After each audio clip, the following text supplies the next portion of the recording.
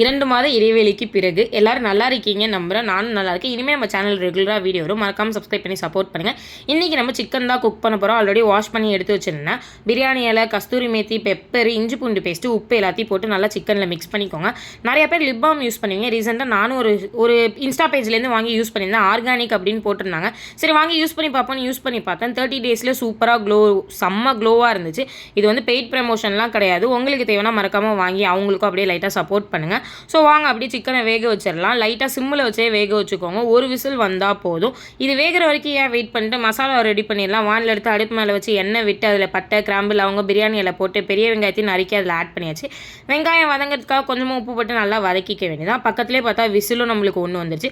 உடனே இந்த குக்கரை ஓப்பன் பண்ணிடுறீங்க. ஒரு 10 நிமிஷம் கழிச்சு ஓப்பன் பண்ணிங்க. ஏன்னா அதில் அந்த தம்மெல்லாம் இருக்குன்னு சொல்லுவாங்க. அதனால தான் நல்லா சிக்கனும் பார்த்தீங்கன்னா சாஃப்டாக வெந்துருந்துச்சு. அந்த தண்ணியை எடுத்து ஓரமாக வச்சாச்சு. வெங்காயமும் நல்லா வதங்கிடுச்சு. அதில் இஞ்சி பூண்டு பேஸ்ட்டை போட்டுட்டு பச்சை வாசனை போனதுக்கப்புறம் நறுக்கி வச்சிருந்த தக்காளியை ஆட் பண்ணியாச்சு. வீட்டில் அரைச்ச மிளகாத்தூள் இருந்தால் பெஸ்ட்டு. நான் கடையில் தான் வாங்கினேன்.